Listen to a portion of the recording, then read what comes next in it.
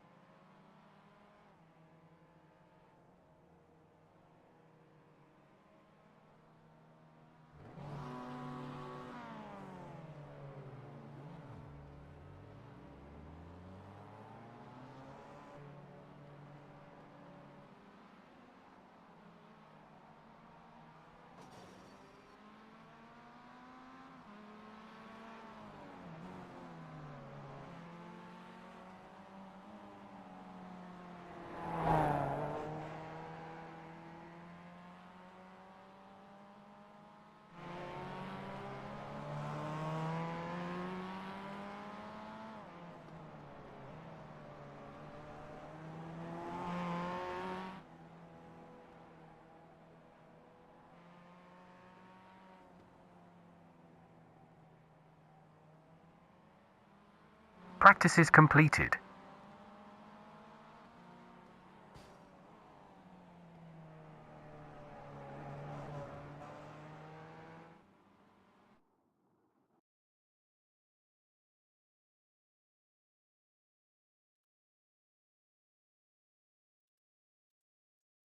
Okay, it's time for the qualification. This is 2 laps and 8 minutes.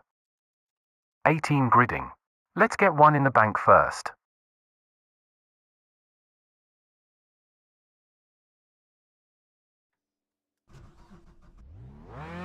Limiter activated.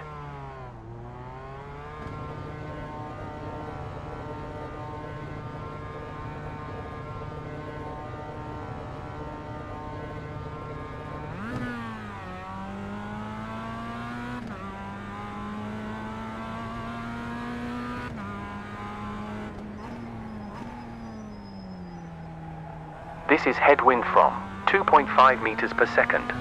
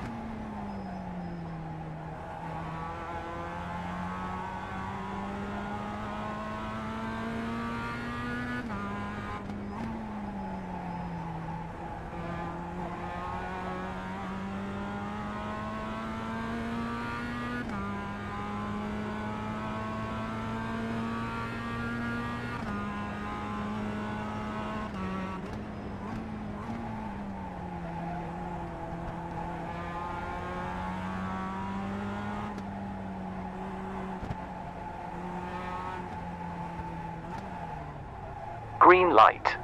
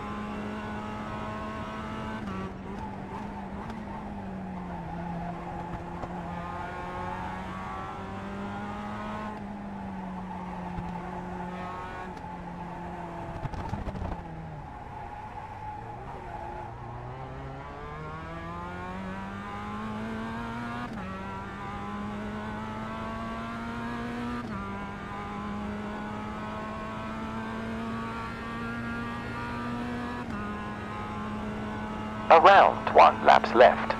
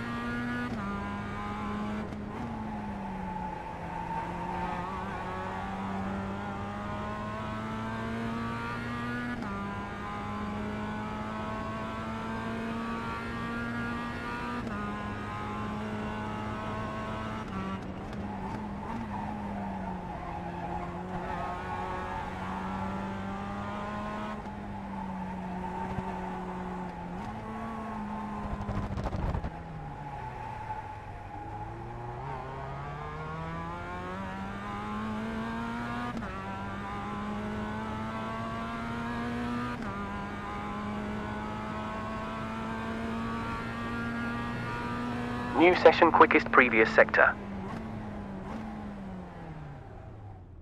Call has ended. Impressive. You timed the fastest lap time in the class. 1 minute 33.1.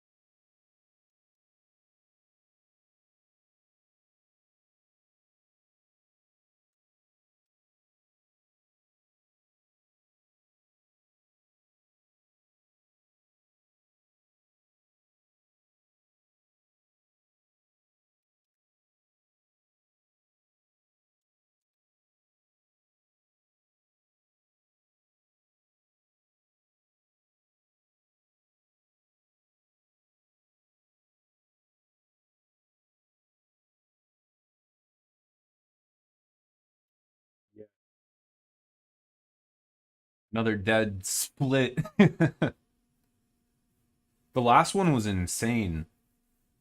I had some crazy moments. Also, I think I fixed the latency. It should be a lot better than it was. It should only be delayed by like a couple seconds, I think.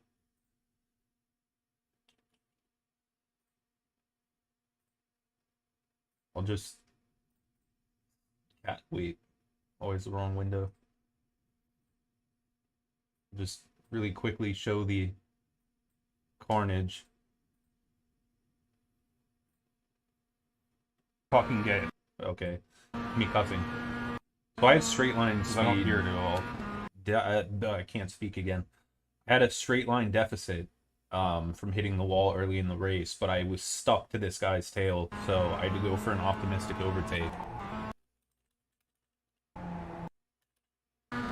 Which I think is right here.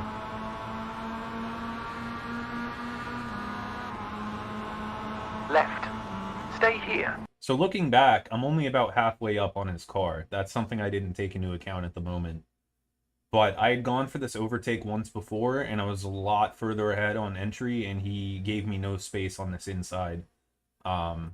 Still there. So we go for it again. If you run over these bumpy curbs, you get a Let's 3 roll the second dice. slowdown. As of now, you need P2 or higher to increase your iRating. Enter your SIM credentials in Dre app. Settings. Okay. SIM connection. It's 35 minutes. 18 cars joined. Be safe out there. This is the race. Gridding time of 2 minutes. 1 minute 43 seconds remaining. Okay. Still left. So I'm here. I feel like I didn't get space, but again, he did this to me before and I was a lot further ahead. However, was only about half a car length, so you could excuse and say that, you know, he just tried to take the line, and that our angles on entry were different. Cleared. my So we God. make Going contact. left and going. Still there. Still left. You're cleared. Oh my God, Going dude. left and going left. Free. Clear. He was very conservative on entry to the hairpin on every lap, so I say okay. On left. Stay there. Didn't hit Clear. him, completely fair 59 overtake, seconds late left apexes now. it. Well done, Nicholas. Give me no fucking We're in space, position I'm number good one with the currently. hairpin. I try to take the inside, he goes deeper. Going left. I don't block him Still off, I left. give him the space Keep to go right. for it. Still there. My straight line deficit active. gets Still left. very noticeable Stay here. here. You're clear. On I left. try to hang around the Keep there. outside. Left. He spins out. I get a 0x, but it looked like netcode, and You're free. 29 seconds remaining. we both die. But I win anyway, because I won the race. I kept going. He was a few seconds behind. So that was interesting. It was an experience. Fuel should be okay. About 5.4 liters more than needed. 15 seconds remaining. 9 seconds. But that was one of the 5 seconds. cage matches of the week. Get ready to go.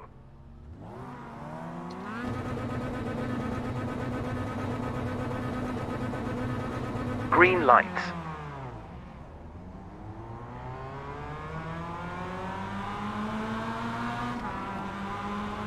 And thus begins another. However, I'm going to stay Going to the right inside. behind. Still alive. Stay here. Keep there. Still right. Still there. Clear.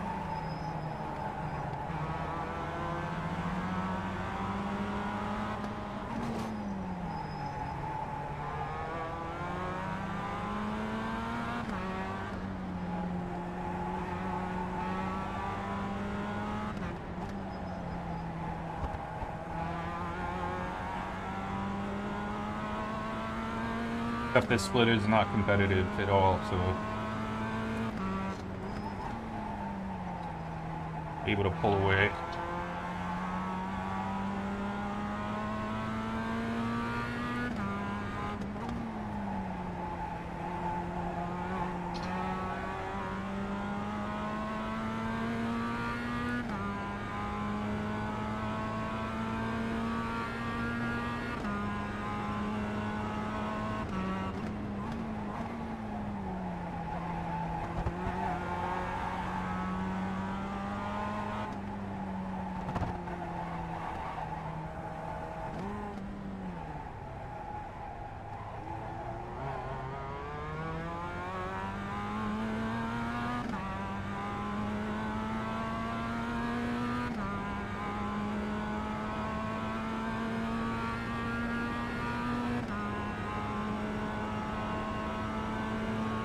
Class position 1.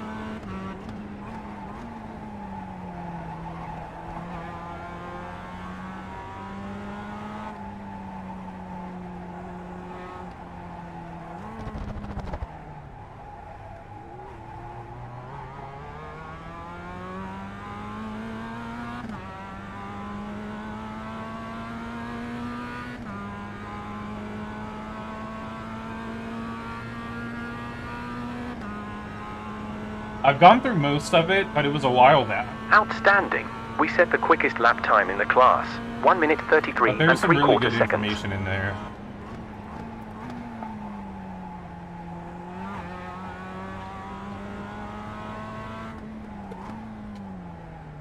I've definitely learned quite a bit from Swelio. Pass sector was a session fastest. Even more than the driving techniques, I like the procedural stuff that he discusses, like tips on how to effectively practice, and a lot of that information is actually free on his YouTube. Nice little wall smack. But definitely how to learn a new car and track combo, how to learn a new car, you know, techniques to do that effectively without making a ton of mistakes and building like mental blocks, that type of thing has definitely given me some good tips.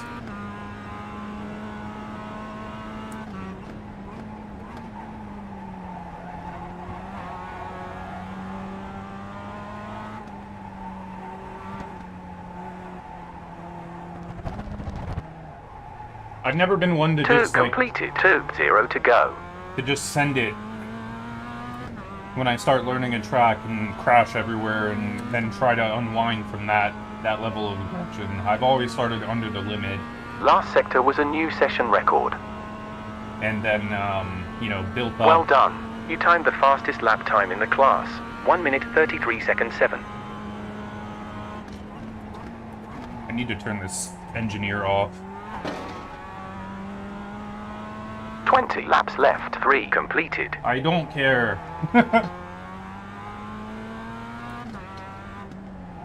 Now he's just trying to Session taunt me. best last sector. Fuck! That engineer's trying to taunt me.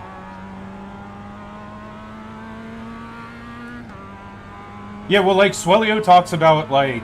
That was a new session Oh fastest my previous gosh. sector. Every time!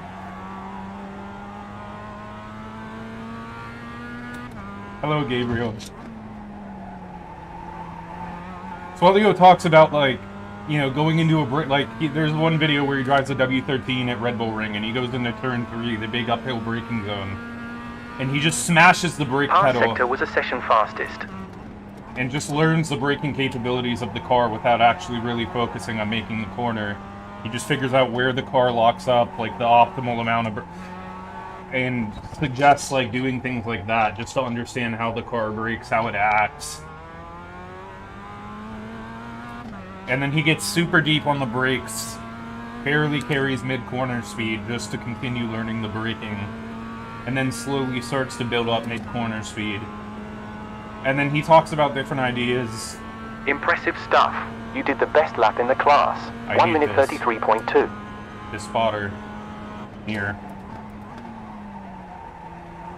But like intentionally inducing oversteer in the car once you find that limit in mid-corner speed. Just like doing different things instead of just sending it. 'Cause that's what I used to do. I used to just send it and crash everywhere for, like you said, like an hour straight. But once I learned to start under the limit and slowly ease into it, I found it more effective to build up pace. New session best sector. Oh my god. Yeah, the track state's a little bit wonky here. But that's okay.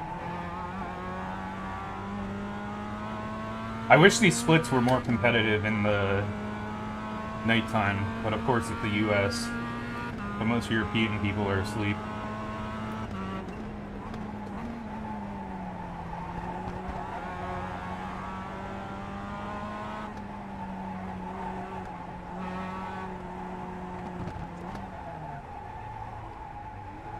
Danny in P2 usually competes during the day, but he seems to be a few tenths off pace. He's pretty quick though.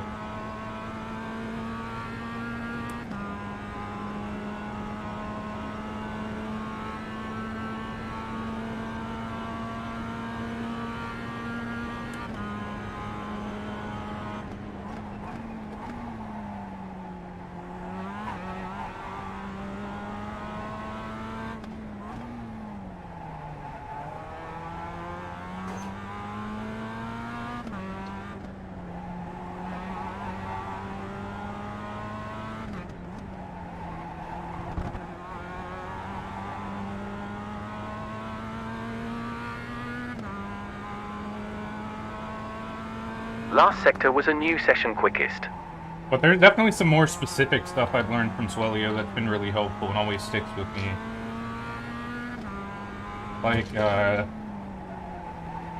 he had a video about the corkscrew at Laguna Seca, and when you approach the crest before the actual entry to the corkscrew, and in general with crests, you know, he said to lift out of the brakes when you're on the crest and then reapply the brake pressure once you're off of it. And having learned it and doing it now, Track it's temp quite... down 4.1 degrees in the last 11 minutes. I hate this engineer.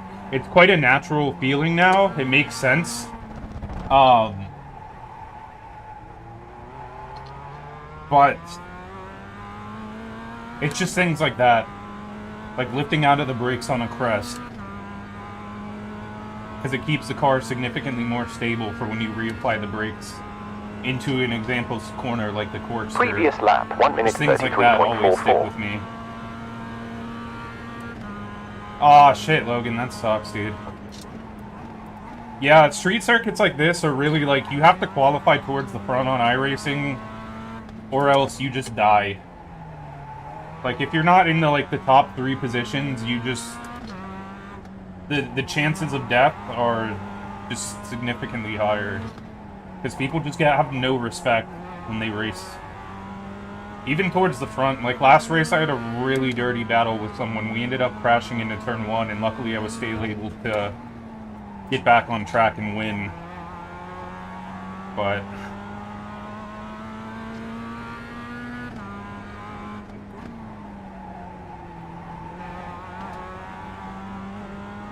do you run any setups? I'm not trying to advertise here,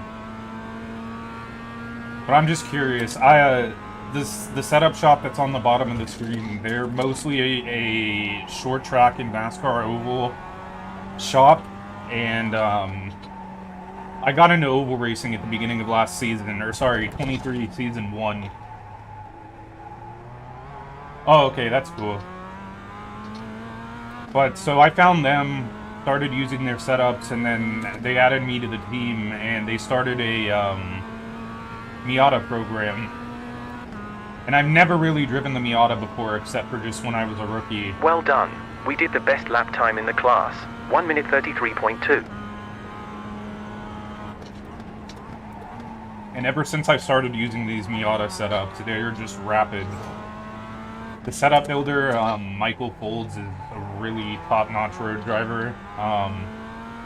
And the tendency of these setups tends to be looser. Our sector was a session greatest. Definitely a bit more oversteery. So it can be a little bit uncomfortable on a couple like opening laps, especially for this track where the track... New optimal previous sector. God, this engineer is annoying me. Where the track is really cool, like right now it's 70 Fahrenheit, but it really rewards mid to late stint. When everyone else starts dropping off into understeer, this setup still rotates extremely well on dead tires. Yeah, I don't mean to advertise or anything like that. It's just genuinely, I started driving for them because of the oval side of things.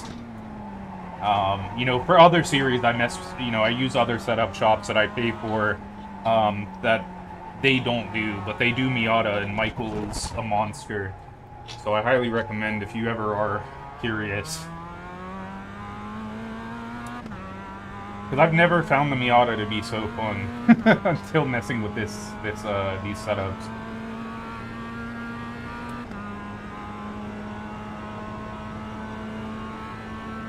Impressive. You timed the quickest lap time in the class. 1 minute But no, DRS is definitely 33.157. solid. They probably have some decent setups. I don't think I've ever tried them. I've used Craig's setup shop a lot in the past. They have some really good drivers. I don't know if they do the Miata anymore. I know they used to. That was a new session best sector.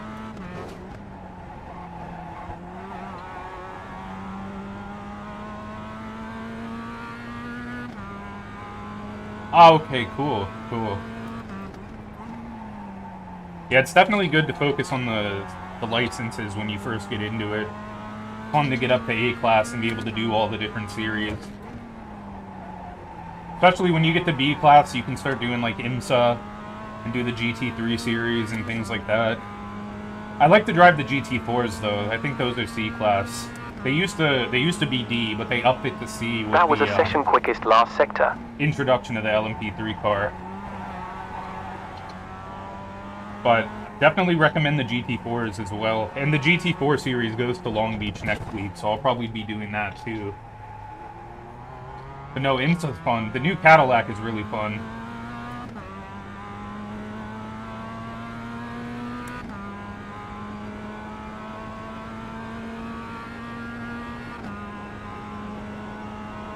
Car behind, last lap time, 1 minute 34.2. Yeah, if you do, I'd recommend. I think the most consistently quick car, and the one that I use, is the Mercedes. As far as the balance of power goes between the cars, the Mercedes GT4 tends to be the quickest. It's a bit more balanced for the fixed series with fixed setup, because it's fixed setup, but as far as like running a setup from DRS or Craig's or wherever you get them, the Mercedes tends to be the quickest. But those are really fun. They don't feel like the power ratio to downforce. That was a terrible way to phrase that, but the power relative to the downforce is really nice. Like you'd expect compared to GT3 that it's going to be like really hard to oh my gosh, really hard to corner, really like not a lot of grip, but there's a lot of grip. They have a lot of downforce. It's a lot of fun.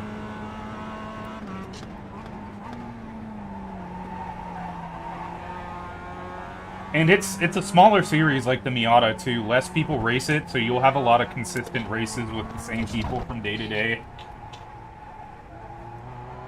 Like you'll recognize a lot of the names each day, and I tend to like that because there's more respect between drivers when you know that you're going to be racing them again in the next race or the next day or next week. Like in Miatas, there's a lot of the same guys every day that you race against. 1 minute 33 3/4 seconds. We've got heading out. Where like when you do IMSA, you'll just be against a lot of random people. Hello, Red Bull. Okay, I overshot that.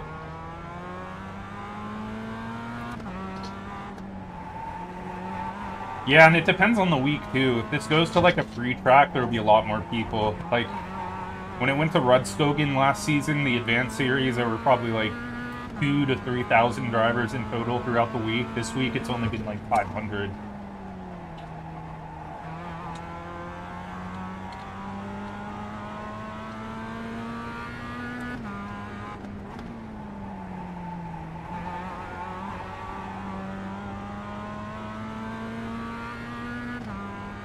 God damn.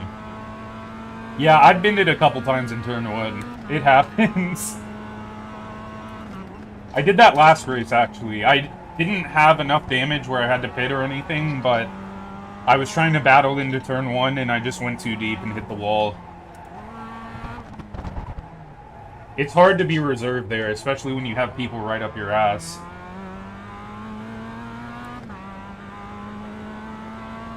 Yeah.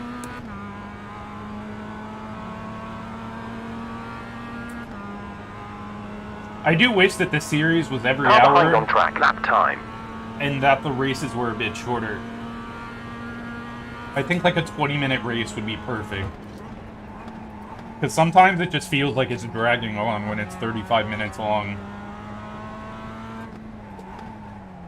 If this were like a 15 or 20-minute race, it would be just perfect. Yes, that too.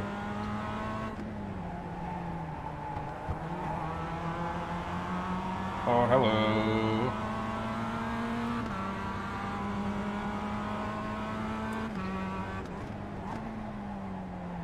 Yeah, it's scary into turn 1. Everyone wants to go for a dive bomb and try to get the lead for no reason when they could just wait until a straight. Like, most of my overtakes I go for on this back straight. I try to line up as good of an exit as I can, and then I'm right on the tail of someone, and then move out like this to the inside and get him into this corner. It's probably one of the safest places.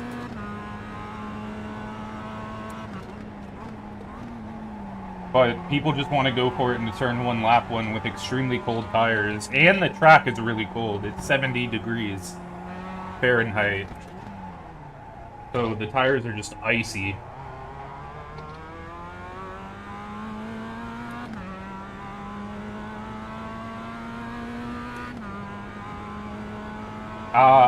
Yeah, last race I did, I went to the inside to overtake someone for the lead.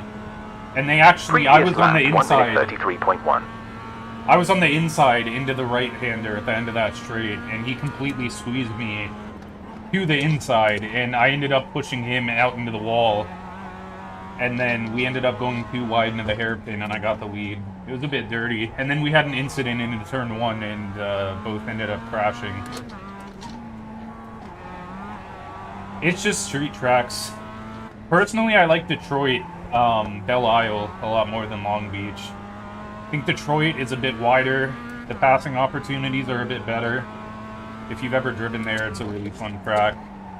They had Mazdas there last season.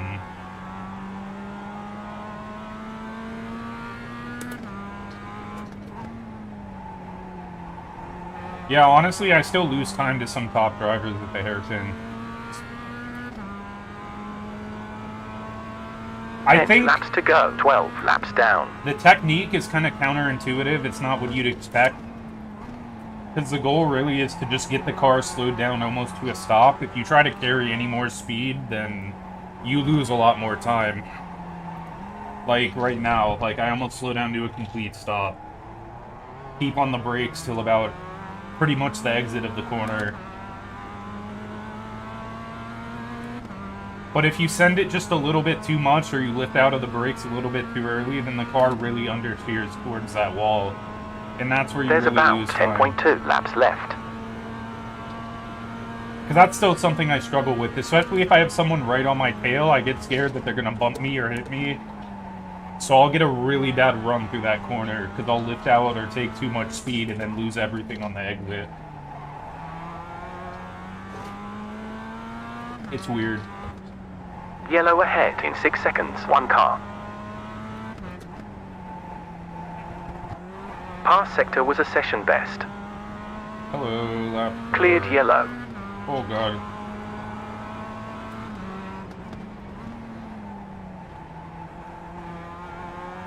Yeah, of course.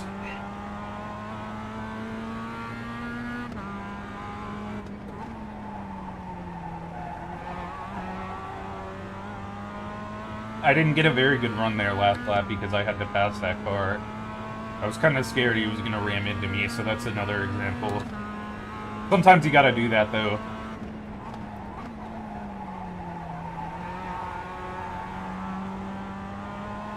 You can also use the bumpy curbing on the left side to get more of an entry. Like, you can run all the way over here, slow down, and then you get even more space to turn in.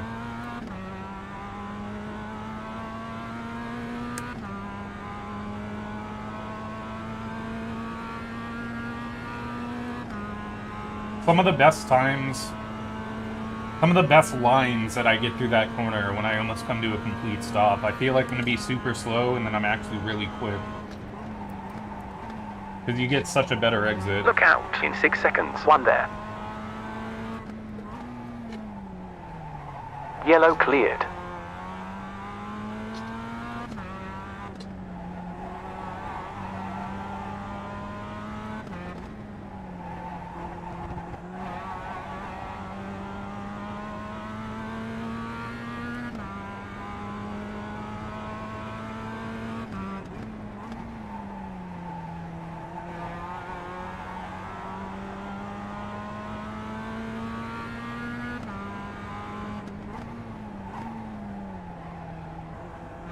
Going right forward. We're cleared. I know a real guy. I know a guy in real life named David Anderson. He's a friend of my brother's. And I know that he iRaces. I don't think that's him, though, because I know he's actually pretty good. And that guy's rated 200 iRating. I'm not quite sure that that's him, but it would be cool if it was.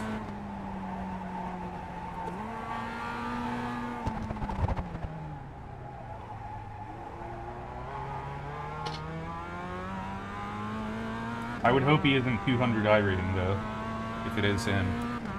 It's kind of scary.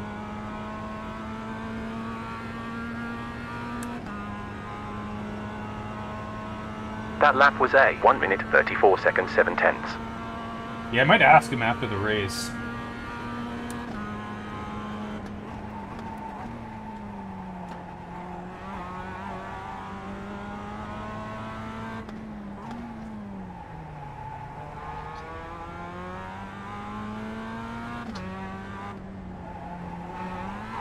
Because he does a lot of, like, camp car racing in real life. He has the BMW that he races. It's more of a street car, so I know that he drives, like, Miatas and things like that on iRacing.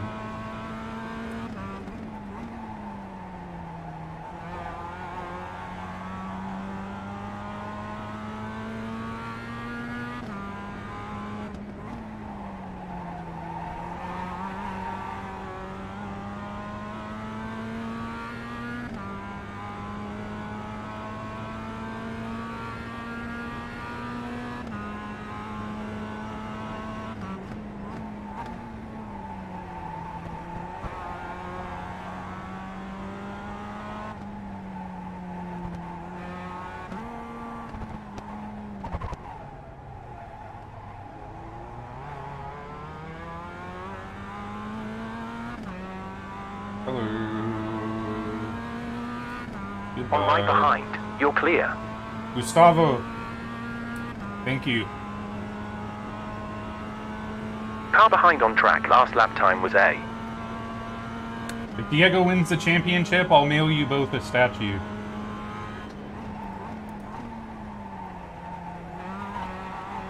I'm telling you right now, I will do it.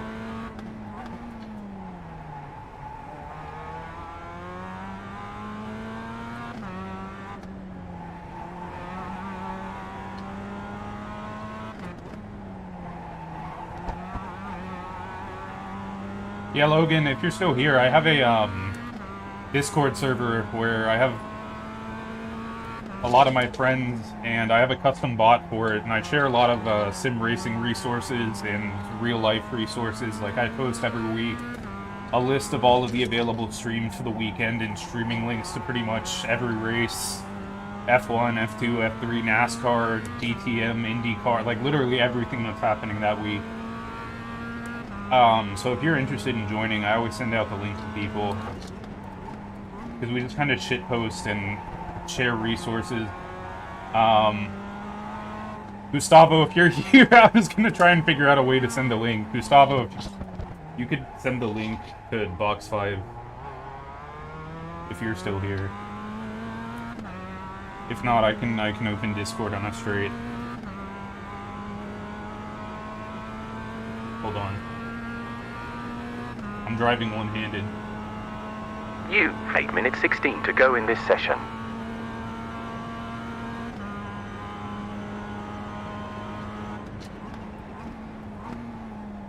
That was a struggle. No, I got you. Discord only takes up like a quarter of the screen, so I can still see.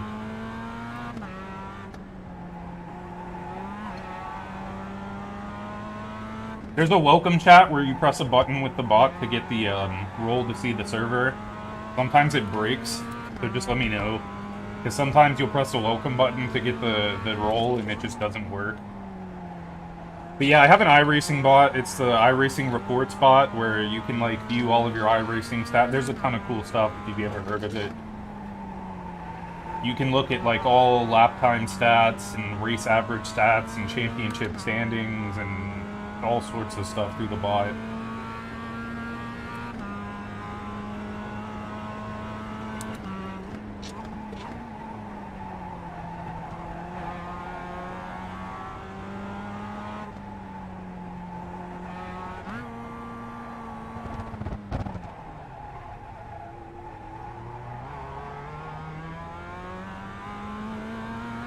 I think you're still there. I don't know. I put the link anyway, so if you want to rejoin.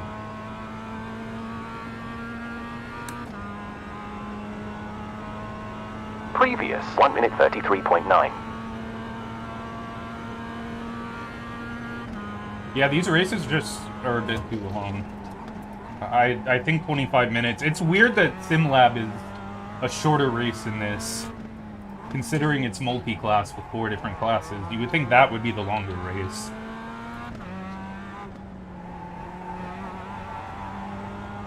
I think SimLab would be good at like 35 or even 45 minutes like IMSA is, just because it's multi-class.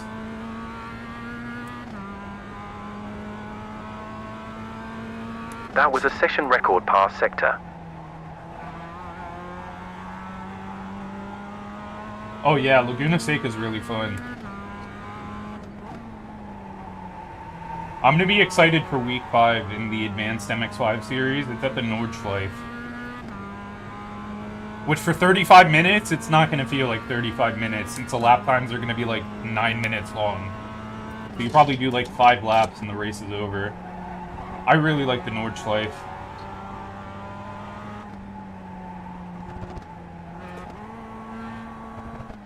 Nah, I totally understand. I used to be the same way.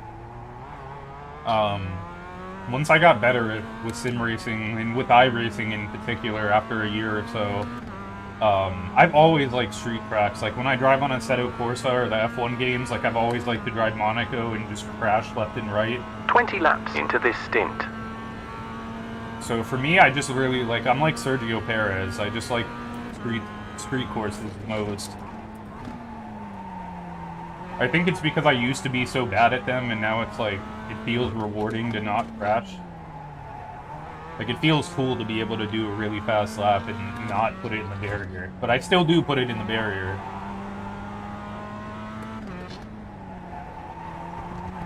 But like Long Beach and Detroit, I'm really good at.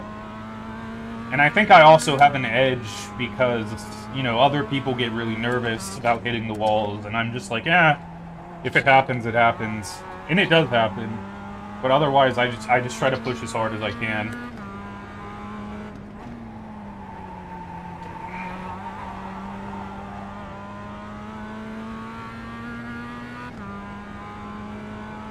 Yeah. People are just super crazy. Even with higher I ratings, people are still way too over-aggressive. They just want to crash for some reason. I don't know why. Even some lap cars that I come up on who have damage, like, will try to battle me for no reason and end up putting themselves in the wall or crashing and doing something else. Yeah.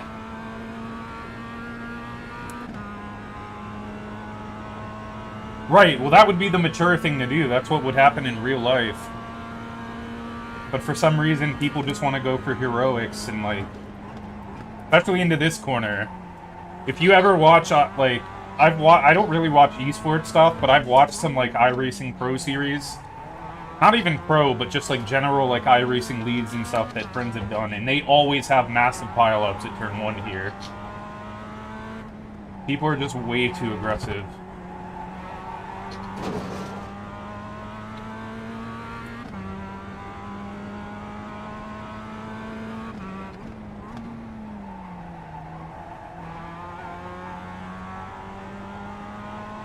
That's why I like Detroit a bit more. Detroit's a bit wider of a circuit.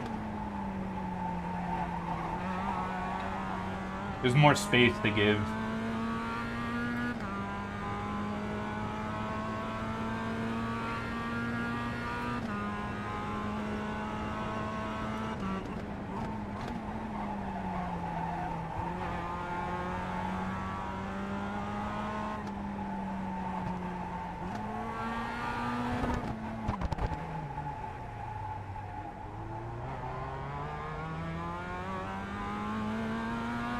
Yeah, Detroit's a lot of fun.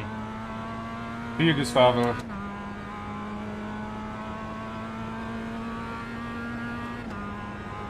Unfortunately, IMSA Delta and everything behind over 5 laps. Minus 0.3. stopped racing at Detroit last year, like in real life. And now they have that Detroit street circuit where IndyCar raced, and IMSA doesn't go there anymore, so kinda sucks. Belle Isle is a really fun circuit. Especially the hot lap. Like, I have it on Assetto Corsa as well, and I drive it with F1 cars, and it's so much fun. And one thing that makes Long Beach difficult as well are these bumpy curves, because you hit it wrong and it just sends the car into oversteer. I don't know what you call them, I just call them bumpy curves. I really don't like them. Yeah.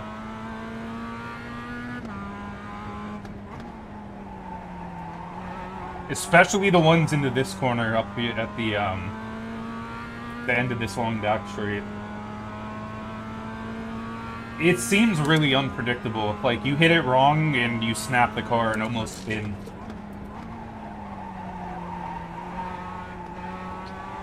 Also, do you run with iRFFB, or have you ever heard of Last iRFFB? lap.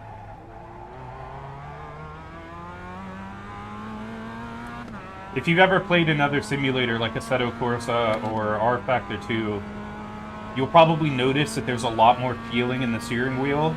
Because what iRacing does is it only Car provides... behind on track, lap time. Oh, this engineer. Oh, okay.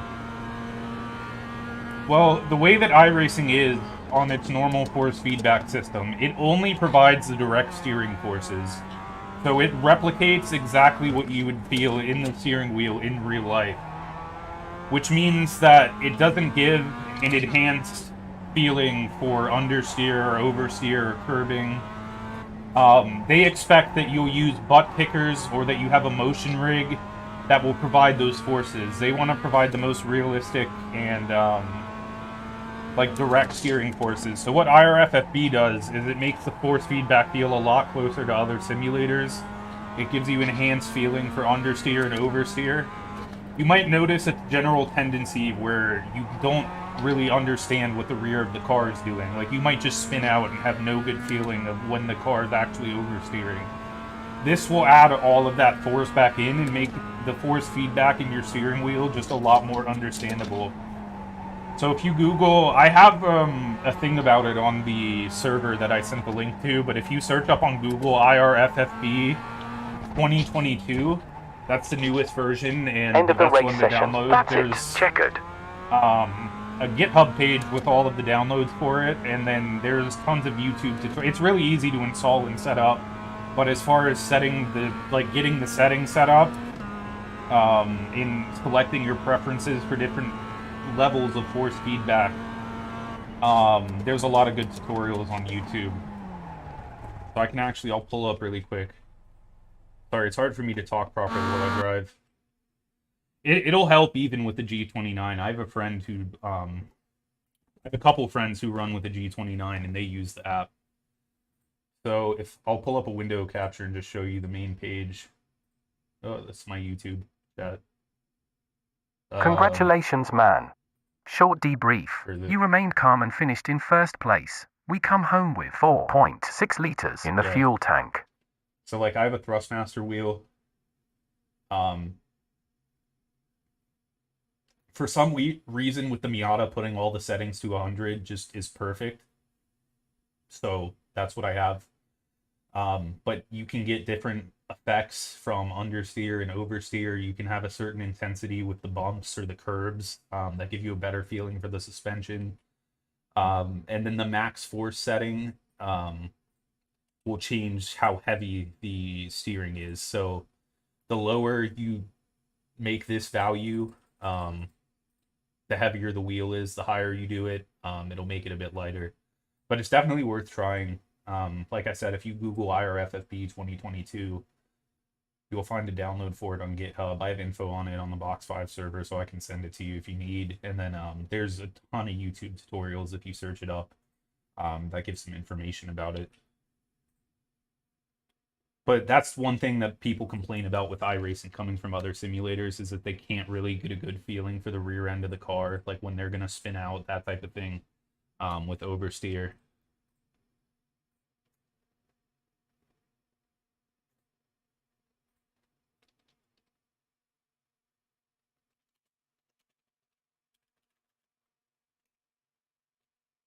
We message this guy, hopefully he doesn't leave. Shit. Curious if he knows.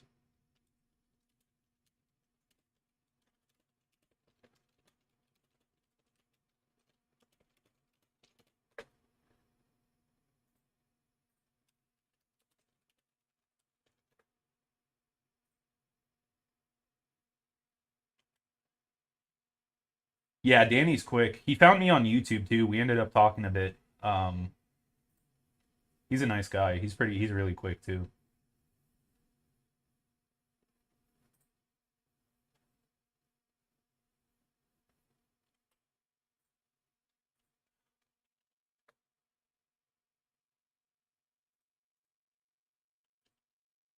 Yeah, here's an article. I'll link it. Oh crap. I copied it directly from Google. Let me copy the actual URL on the page.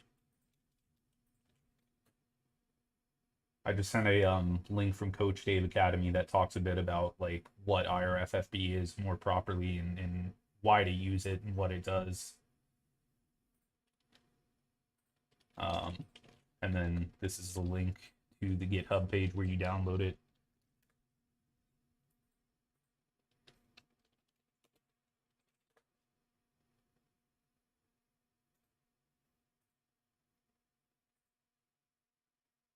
Oh, that's weird.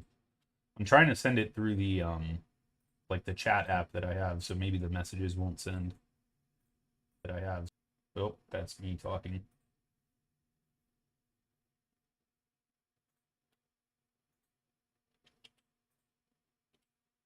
Um.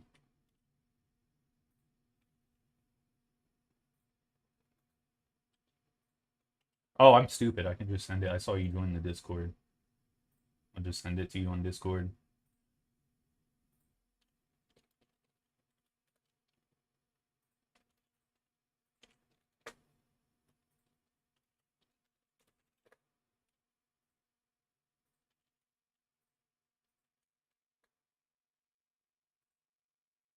For some reason, I accidentally opened Adobe Illustrator.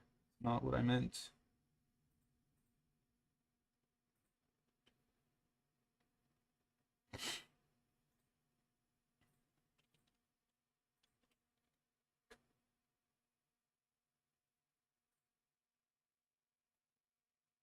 Let me know if you got my messages. I just sent a few links.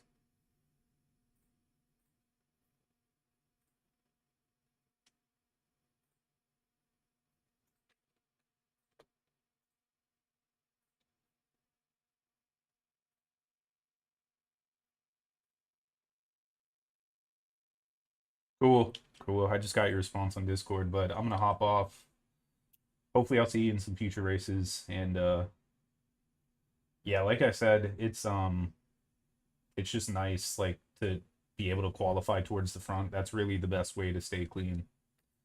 But it's hard. If you're in the midfield, like if I mess up qualifying and I don't get a good lap in, I'm almost 99% gonna DNF because someone's just gonna ram me. It's bad, but it'll get better. Especially at tracks that aren't street circuits, Miatas are a lot more fun, like you said at Long Beach. It's not Long Beach, Laguna Seca. But anyway, see you, man.